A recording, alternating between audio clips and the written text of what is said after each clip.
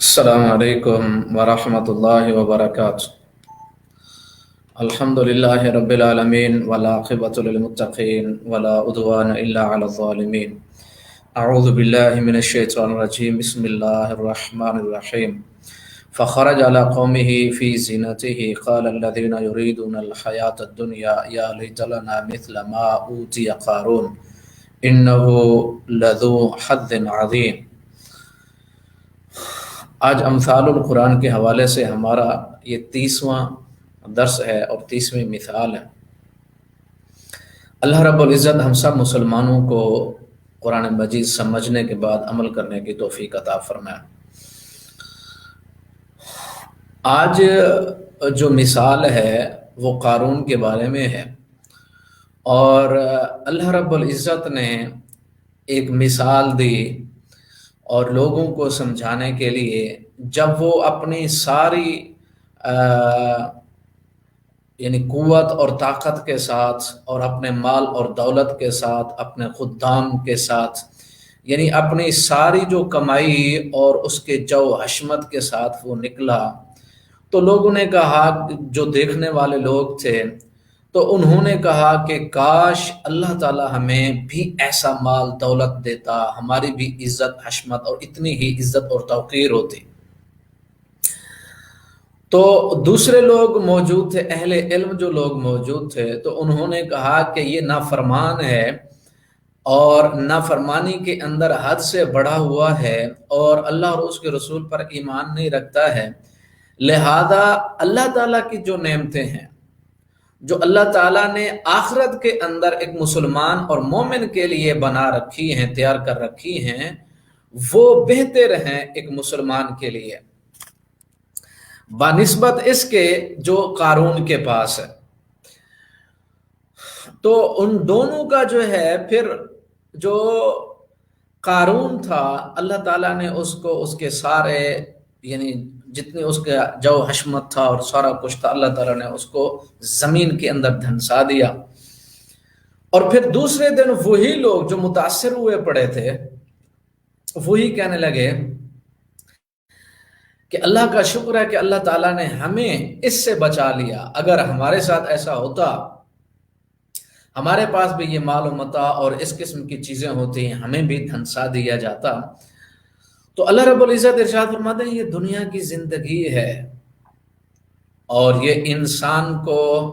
دھوکہ دینے والی ہے، اور اس کی نعمتیں اور اس کی لذتیں وہ عارضی ہیں اور ختم ہونے والی ہیں۔ جس طرح قرآن مجید کے اندر اللہ رب العزت ارشاد فرماتے ہیں کہ اس دنیا کی جو دنیا ہے، اس کی تمام تر لذتیں، نعمتیں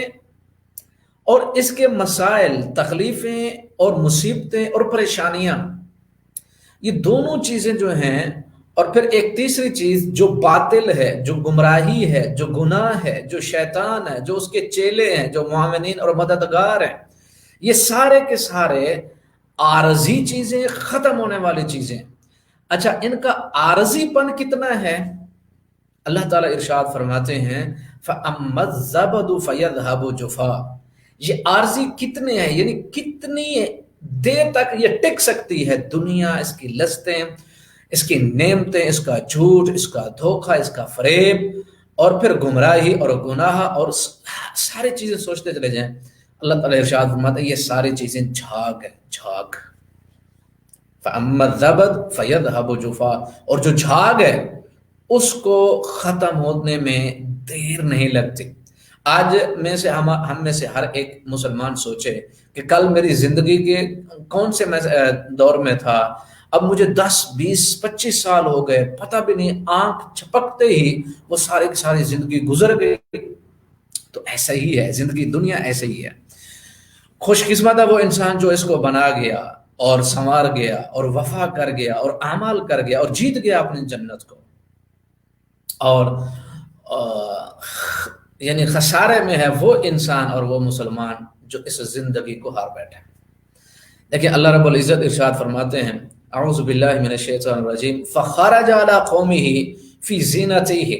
اپنی قوم کے اندر یہ قارون جو ہے وہ نکلا، پوری تزئین و آرائش کے ساتھ، پورے آب و تاب کے ساتھ، پوری چمک اور دھمک کے ساتھ جو کچھ اس کے پاس موجود مال اور دولت تھا اس کا اس نے اظہار کیا، اور پھر نکلا قوم میں، عوام میں، انسانوں میں، تاکہ لوگوں کو حیرت ہو اور میرے اوپر تعجب اور میری وہ ساری چیزیں جو ہیں۔ تو اللہ تعالیٰ فرماتے ہیں قال الذین یریدون الحیات الدنیا، اور جو دنیا کو چاہتے تھے لوگ وہ کہنے لگے، اب یہاں مفسرین کہتے ہیں دنیا کو چاہتے تھے، یا تو یہ کافر تھے یا پھر مسلمان تھے جو متاثر ہو چکے تھے اس سے۔ اب دنیا کے اندر یہی یعنی ایک اصول ہے، یعنی جو زہری چیز ہے وہ اٹریکٹیو ہوتی ہے، بندے کو کھینچتی ہے اپنی طرف، راغب کرتی ہے،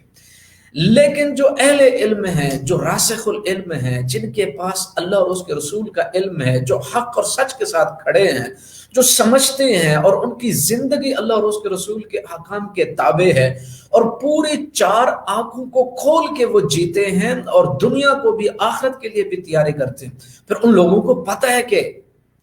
مطلب یہ چیز عارضی ہے،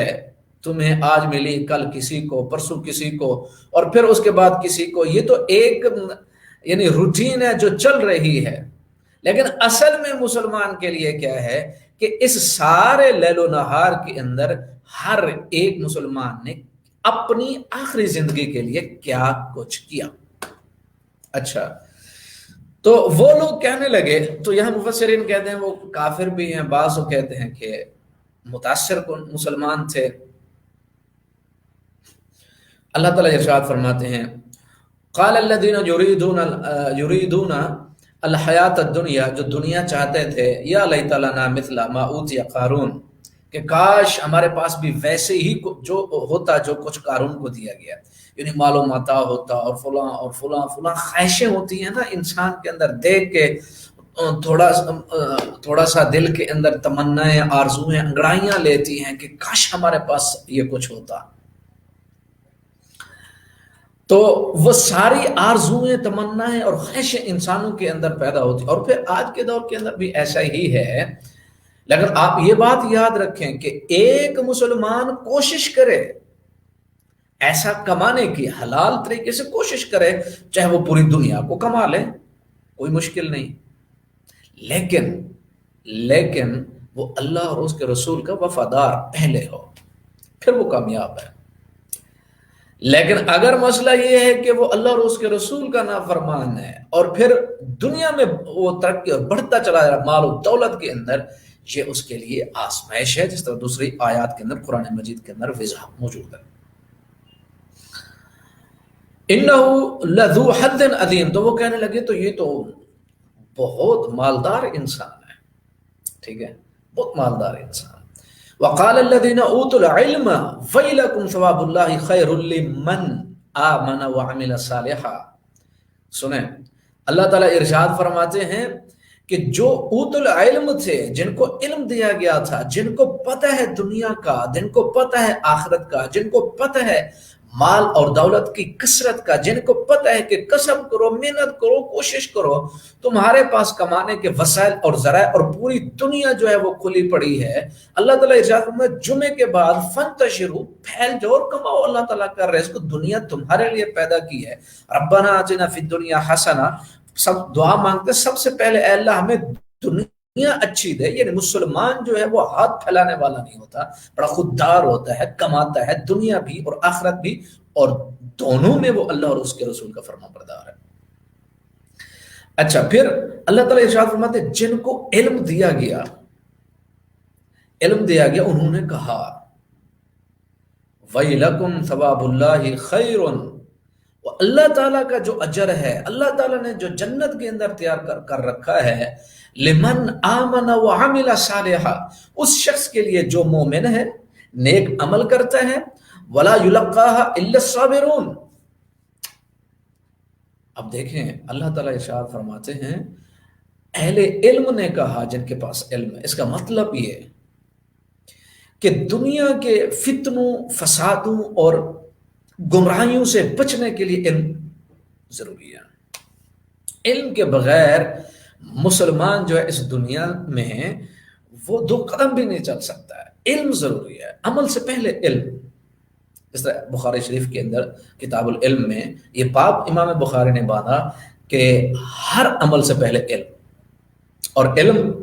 وہ ہو قرآن و حدیث کا، یہ لازمی ہے، دل اور دماغ کا سکون بھی ہے اور دنیا آخرت کی کامیابی کا سبب بھی ہے۔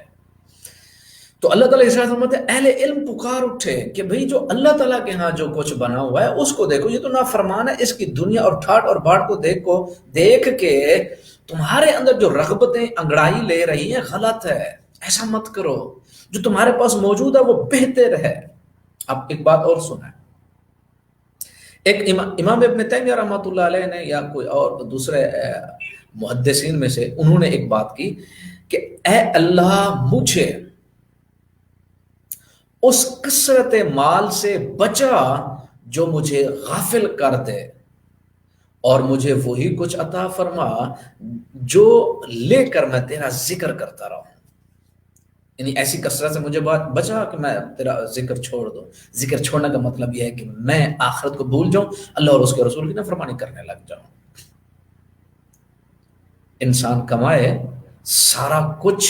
حلال طریقے سے، لیکن اللہ اور اس کے رسول کے ساتھ وفا پہلے۔ تو اہل علم کہنے لگے جو ایمان لانے والے ہیں، جو نیک اعمال کرنے والے ہیں، ان کے لیے اللہ تعالیٰ کے ہاں اجر ہیں۔ اور پھر یہ بات یاد رکھو مسلمانوں، اہل علم کہتے ہیں اللہ تعالیٰ کا قول ہے یہ جنت کی تیاری کا تصور اور خیال اور آرزو اور تمنا اور شوق اور رغبت جو ہے، اللہ تعالیٰ ارشاد فرماتے ہیں صرف صبر کرنے والے لوگوں کے دلوں میں یہ چیز بیٹھتی ہے۔ جو صبر نہیں کرتے، یعنی صبر چاروں طرف سے، یہ نہیں ہے کہ صبر کا مطلب چاروں طرف سے صبر، یعنی اللہ تعالیٰ کی تقدیر پر صبر، جو کچھ مل گیا الحمدللہ، یعنی میرے پاس کچا گھر ہے، دوسرے کے پاس پکا ہے، بڑے بڑے دروازے ہیں، عالی شان وہ ساری چیزیں ہیں، میں کبھی بھی اس گھر سے متاثر نہیں ہوں، کیوں؟ میرے پاس میرا اپنا گھر ہے، میرا اپنا ہے نا، اس پر مجھے فخر ہے، میرا اپنا ہے۔ ہاں مجھے اللہ تعالیٰ دے اتنا میں دوسرا بنا لوں، اس سے بھی اچھا بہتر بنا لوں، یہ کبھی بھی نہیں ہو سکتا کہ میرے پاس کچا اور میں کہوں کہ میرا کچا خراب ہے، پکا اور دوسرا ہمسایوں کا جو ہے وہ کیا ہے، وہ اچھا ہے ٹھیک ہے، لیکن یہ خواہش اور اندر دل میں یہ چیز پالنا کہ میری چیز ٹھیک نہیں، یہی چیز آج ہم مسلمانوں کو مار رہی ہے۔ ہم کہتے ہیں اسلام ٹھیک نہیں ہے، یہ طرز زندگی صحیح نہیں ہے، اور دوسروں کی وہ جو زندگی ہے نا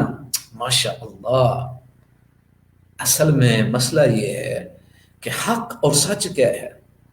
اور باطل کیا ہے، اور جو بندہ حق اور سچ کو سمجھ لیتا ہے